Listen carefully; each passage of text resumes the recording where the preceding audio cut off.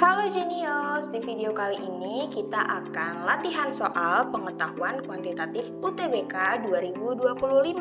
Disimak videonya ya. Bahasan yang akan kita pelajari yang pertama adalah statistika. Soal nomor 1. Terdapat 5 bilangan positif dengan rata-rata 45 dan jangkauan dari kelima bilangan tersebut adalah 5. Nilai maksimum yang mungkin untuk bilangan terbesar dari kelima bilangan tersebut adalah A 45, B 46, C 47, D 48, atau E 49.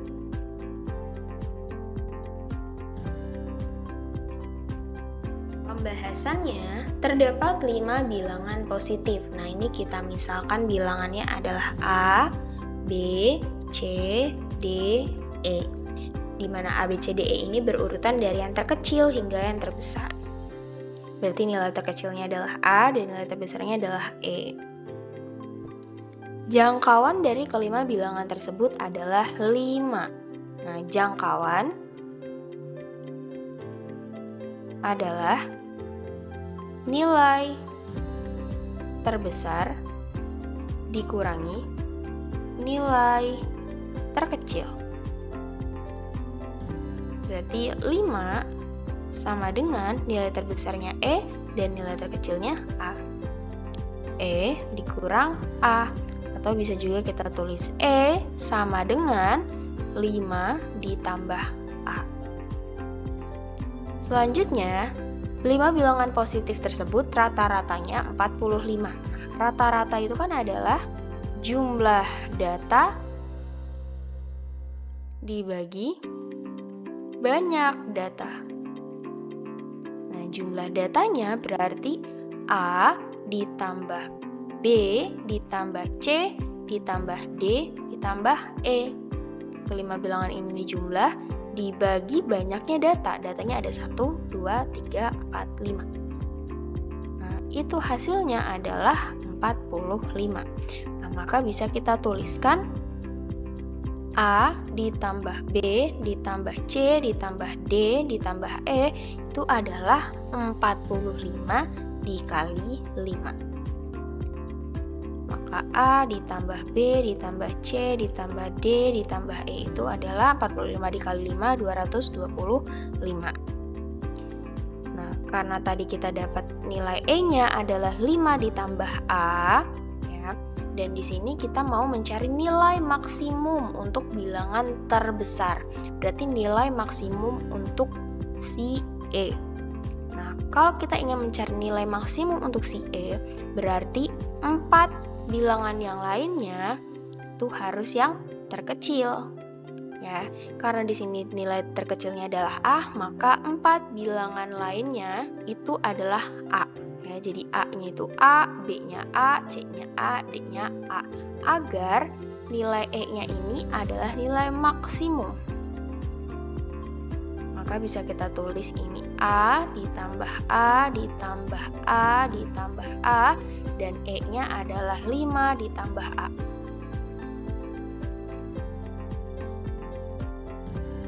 Sama dengan 225.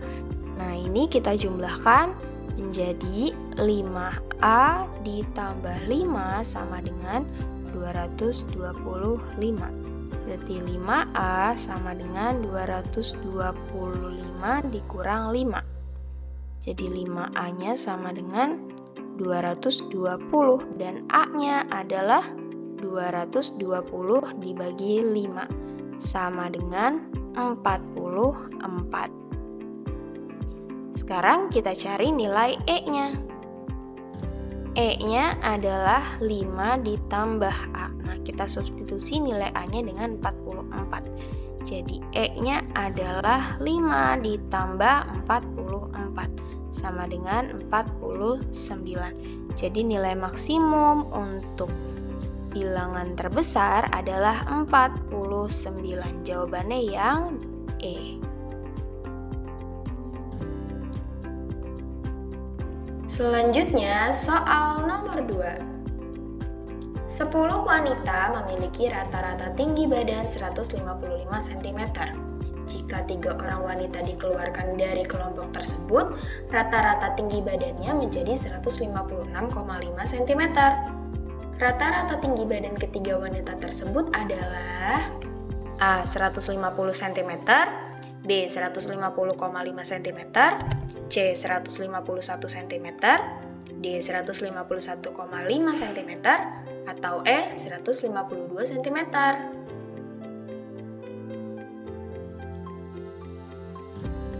Pembahasan. Nah, ini soalnya mengenai rata-rata ya, maka kita tulis dulu. Mencari rata-rata adalah jumlah data dibagi banyak data. 10 wanita memiliki rata-rata tinggi badan 155 cm. Jadi di sini kita misalkan jumlah tinggi 10 wanita adalah X ya. Jadi kalau kita buat dalam rumus rata-rata menjadi X dibagi 10 karena banyak datanya ada 10 wanita itu sama dengan 155. Maka nilai X-nya adalah 155 dikali 10. Jadi X-nya sama dengan 1550. Selanjutnya, jika 3 orang wanita dikeluarkan dari kelompok tersebut, rata-rata tinggi badannya menjadi 156,5. Nah, di sini kita misalkan lagi. Misal, jumlah tinggi 3 wanita yang dikeluarkannya adalah Y. Maka kalau kita buat dalam rumus rata-rata, berarti X dikurang Y ya. Tadi X-nya adalah jumlah tinggi 10 wanita, terus dikeluarkan 3 wanita jadinya dikurang Y. Dibagi, nah sekarang banyak datanya, dari 10 dikurang 3. Sama dengan 156,5. Nah, kita sudah punya nilai X-nya 1550, jadi kita substitusi ke sini. Jadi 1550 dikurang Y dibagi 7 sama dengan 156,5. Maka 1550 dikurang Y sama dengan 156,5 dikali 7.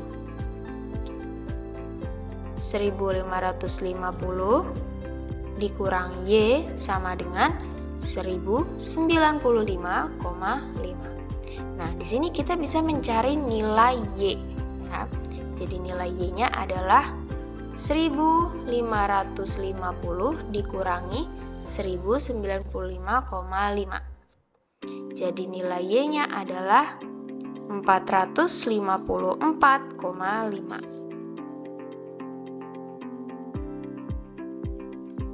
Nah, karena di sini kita mau mencari rata-rata tinggi badan ketiga wanita tersebut menggunakan rumus rata-rata, yaitu jumlah data di mana jumlah tinggi 3 wanitanya adalah Y. Y dibagi banyak data, dibagi 3. 454,5 dibagi 3 sama dengan 151,5.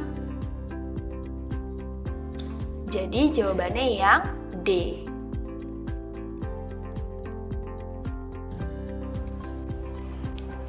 Selanjutnya, soal nomor 3. Apabila seorang nelayan mendapatkan 96 ekor ikan pada esok hari, maka rata-rata jumlah ikan tangkapannya yaitu 79 ekor. Namun, jika keesokan hari ternyata nelayan tersebut mendapatkan 72 ekor ikan, maka rata-rata jumlah ikan tangkapannya yaitu 76 ekor. Berdasarkan data tersebut, nelayan itu telah melaut atau mencari ikan sebanyak A. 9 hari, B. 8 hari, C. 6 hari, D. 5 hari, atau E. 7 hari.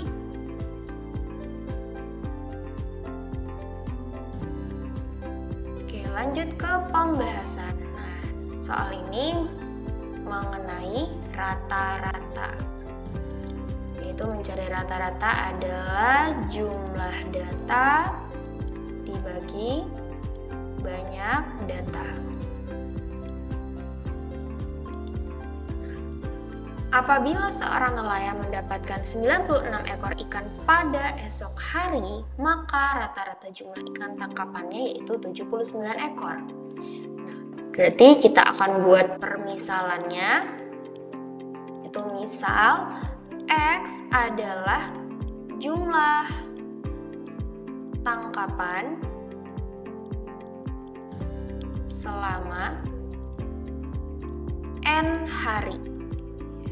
Jadi di sini banyak datanya atau lama nelayan melaut adalah N hari karena belum diketahui di soal ya.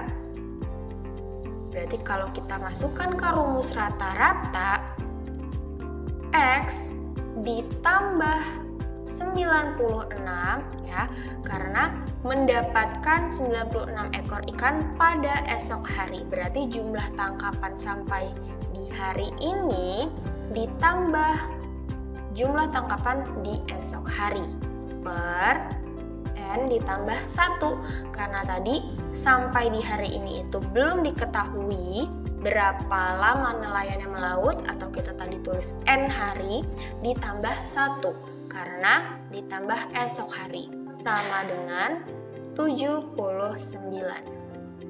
Maka X ditambah 96 sama dengan 79 dikali N ditambah 1. Jadi X ditambah 96 sama dengan 79N ditambah 79. Nah, di sini kita akan mencari nilai X-nya. Jadi X-nya sama dengan 79N ditambah 79 dikurang 96. Jadi X-nya adalah 79N dikurang 17. Selanjutnya, jika keesokan hari ternyata nelayan tersebut mendapatkan 72 ekor ikan, maka rata-rata jumlah ikan tangkapannya jadi 76 ekor. Nah, berarti ada dua kejadian ya. X ditambah 72 per N plus 1 hasilnya adalah 76. Nah, ini kita juga cari nilai X-nya ya. Jadi X ditambah 72 sama dengan 76 dikali N tambah 1. Jadi X ditambah 72 sama dengan 76N ditambah 76. Jadi X-nya adalah 76N ditambah 76 dikurang 72. Yaitu X-nya 76N ditambah 4. Nah, di sini ada dua nilai X ya. Berarti kedua nilai ini adalah sama. Maka bisa kita tulis 79N dikurang 17 itu sama dengan 76N ditambah 4. Nah, dari sini kita bisa cari nilai N-nya, yaitu jumlah hari nelayan sudah melaut. 79N dikurang 76N sama dengan 4 ditambah 17. 79N dikurang 76N sama dengan 3N. 4 ditambah 17 adalah 21. Jadi N-nya adalah 21 dibagi 3 sama dengan 7. Jadi nelayannya sudah melaut selama 7 hari. Jawabannya yang E. Materi kedua adalah baris dan deret. Soal nomor 1. Dalam sebuah tribun stadion terdapat 10 baris kursi. Baris pertama berisi 20 kursi, baris kedua berisi 22 kursi, baris ketiga berisi 23 kursi, baris keempat berisi 25 kursi, baris kelima berisi 26 kursi, dan seterusnya mengikuti pola yang sama.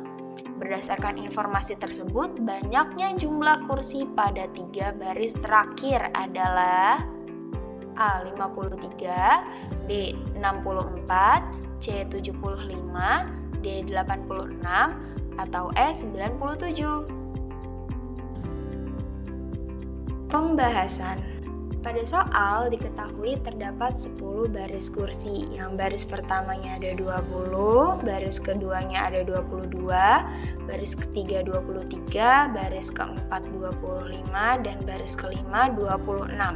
Nah, kita lihat ya, jumlah kursi pada setiap baris ini membentuk pola. Dari 20 ke 22 ditambah 2, 22 ke 23 ditambah 1, 23 ke 25 ditambah 2, dan 25 ke 26 ditambah 1. Jadi polanya adalah ditambah 2 tambah 1. Maka kita bisa menentukan jumlah kursi pada baris ke-6 sampai ke 10. Kita lanjutkan polanya, berarti pola selanjutnya ditambah 2, 28, ditambah 1, 29, ditambah 2, 31, ditambah 1, 32, ditambah 2, 34. Nah, ini adalah jumlah kursi pada baris ke-6 sampai ke 10. Nah, yang ditanya adalah jumlah kursi pada 3 baris terakhir, berarti yang ini. Langsung saja, berarti jumlahnya adalah 31 ditambah 32 ditambah 34, yaitu 97. Jadi jawabannya yang E. Soal nomor 2. Suatu barisan aritmatika dengan U4 ditambah U8 ditambah U11 ditambah U17 sama dengan 316. Nilai U10 adalah A76, B77, C78, D79, atau E80.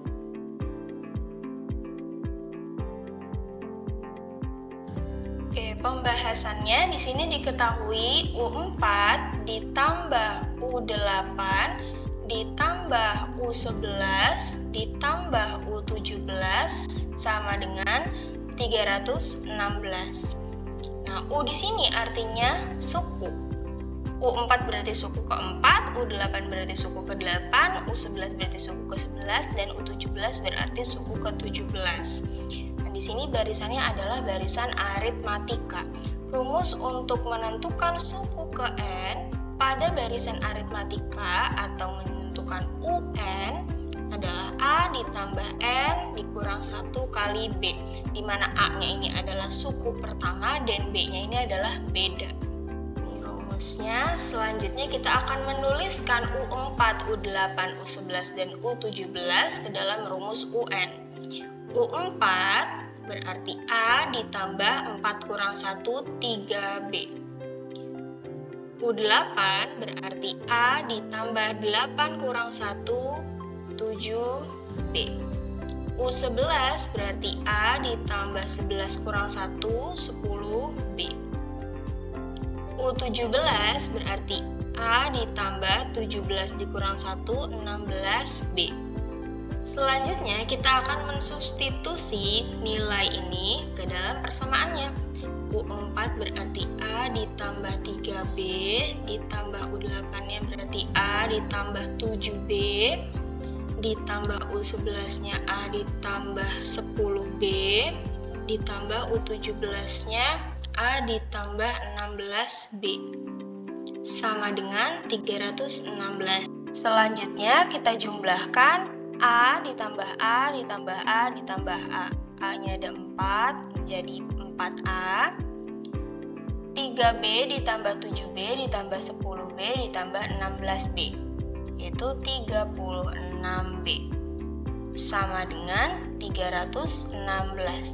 Kemudian kita akan menyederhanakan persamaan ini ya.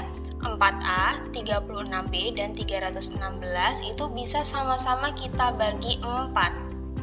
Jadi persamaannya kita bagi 4. 4A dibagi 4, hasilnya A. Ditambah 36B dibagi 4, hasilnya 9B.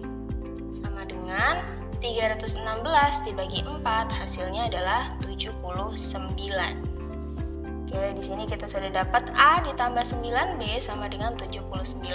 Selanjutnya yang ditanya adalah nilai U10. Selanjutnya kita substitusi ke rumus UN, maka U10 sama dengan A ditambah 10 dikurang 1, 9B. Nah, karena di sini kita sudah mendapat ya nilai A ditambah 9B-nya, yaitu 79. Maka A ditambah 9B di sini juga 79, maka nilai U10-nya adalah 79. Jawabannya yang D. Soal nomor 3. Diketahui suatu segitiga sama sisi ABC dengan panjang sisinya 2 cm. Suatu segitiga baru dilukis dengan menghubungkan ketiga titik tengah dari segitiga ABC. Dengan cara yang sama, dilukis lagi segitiga ketiga, keempat, kelima, dan seterusnya. Luas semua segitiga yang terbentuk dari segitiga tersebut adalah A. 1/3 akar 3 cm persegi, B. 2/3 akar 3 cm persegi, C. 4/3 akar 3 cm persegi, D. 5/3 akar 3 cm persegi, atau E. 7/3 akar 3 cm persegi. Pembahasan. Jadi di sini diketahui ada segitiga sama sisi ABC ya. Kita gambarkan dulu segitiganya. Nah, misalkan ini segitiganya, segitiga ABC yang panjang sisinya 2 cm. Berarti ini 2, dan 2. Selanjutnya, suatu segitiga baru dilukis dengan menghubungkan ketiga titik tengah dari segitiga ABC. Berarti masing-masing sisinya ini dari titik tengahnya. Ya, misalkan ini titik tengahnya, lalu dibuat lagi segitiga. Nah, misalkan kita namain ini segitiga DEF. Selanjutnya, dengan cara yang sama dilukis lagi segitiga ketiga. Kita gambar lagi berarti dari titik tengah ini ya. Dibuat lagi segitiga. Misalkan kita namain segitiga GHI. Nah, dan seterusnya ya, segitiga keempat, kelima, dan seterusnya. Pertanyaannya, luas semua segitiga yang terbentuk dari segitiga-segitiga tersebut adalah, nah, jadi kita akan menghitung luas segitiga. Biasanya kan luas segitiga yang kalian ketahui adalah alas dikali tinggi dibagi 2. Nah, selain rumus ini, ada lagi rumus luasnya, itu adalah akar S dikali S min A dikali S min B dikali S min C. Nah, ABC-nya adalah sisi-sisi pada segitiganya. Nah, S adalah setengah dikali A ditambah B ditambah C, atau setengah kali keliling ya. Oke, kita akan menghitung terlebih dahulu luas segitiga ABC. Jadi kita cari dulu nilai S-nya. Nah, ABC-nya adalah sisi-sisinya. Berarti sisinya 2, dan 2. Jadi setengah dikali 2 ditambah 2 ditambah 2. Sama dengan setengah dikali 6. Nah, 6 dibagi 2 sama dengan 3. Kita substitusi ke rumus luasnya. Berarti akar S-nya 3 dikali 3 kurang 2 dikali 3 kurang 2 dikali 3 kurang 2. Nah, 3 dikurang 2 kan 1. Berarti 3 kali 1 kali 1 kali 1. Sama dengan akar 3. Nah, jadi luas segitiga ABC adalah akar 3 cm persegi. Selanjutnya kita perhatikan segitiga ABC dan segitiga DEF. Setelah terbentuk segitiga DEF, segitiga ABC ini terbagi menjadi 4 bagian ya. Ini bagian 1 berarti segitiga ADE, bagian 2-nya segitiga DBF, bagian 3-nya adalah segitiga DEF, dan bagian 4-nya adalah segitiga EFC. Maka kita bisa mengetahui luas segitiga DEF. Ya. luas segitiga DEF berarti 1 dari 4 bagian segitiga ABC. Maka bisa kita tulis luas DEF itu adalah 1/4 dikali luas ABC. Berarti sama dengan 1/4 dikali akar 3, sama dengan akar 3/4 cm persegi. Selanjutnya kita juga bisa mencari segitiga GHI. Nah, berarti segitiga GHI adalah 1/4 bagian dari segitiga DEF. Maka bisa juga kita tulis luas segitiga GHI adalah 1/4 dikali luas DEF, yaitu 1/4 dikali akar 3/4 sama dengan akar 3/16 cm persegi, dan seterusnya. Nah, luas segitiga-segitiga ini membentuk barisan geometri. Ya, dimulai dari segitiga ABC akar 3, selanjutnya segitiga DEF akar 3/4, selanjutnya segitiga GHI akar 3/16, dan seterusnya. Karena banyaknya segitiga yang terbentuk ada tak hingga, maka ini adalah deret geometri tak hingga. Karena yang ditanya adalah luas semua segitiga yang terbentuk, berarti kita menggunakan rumus deret geometri tak hingga atau S tak hingga yang rumusnya A/1 min N. A-nya adalah suku pertama. Suku pertamanya adalah akar 3. Nah, R-nya adalah 1/4. R itu adalah rasio, jadi rasionya 1/4. Karena setiap barisan ini dikali 1/4. Ini juga dikali 1/4. Jumlah luas segitiga yang terbentuk adalah A-nya akar 3/1 dikurangi 1/4. Sama dengan akar 3 nah 1 itu nilainya sama dengan 4/4 karena pengurangan pecahan harus kita samakan penyebutnya. Jadi sama dengan akar 3/4 kurang 1/4 itu 3/4.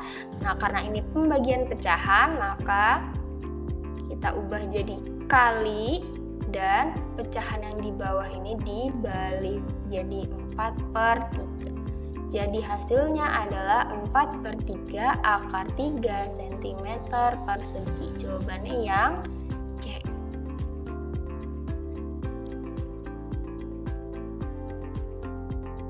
Sekarang kita latihan soal yuk.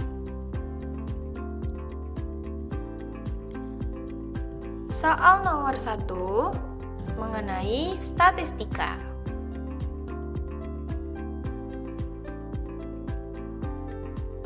Soal nomor 2 juga mengenai statistika.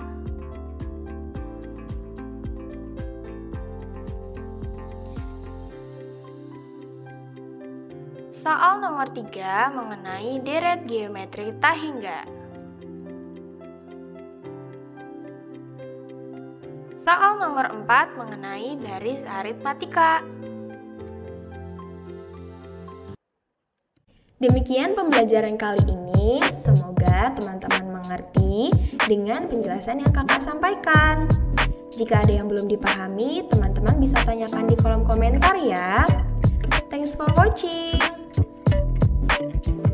Don't forget to like, comment, subscribe, and turn on the notification. Follow our social media on Instagram @rumahbelajarjenio and @kakakjenio. Also in TikTok @kakakjenio. See you next time. Sampai jumpa.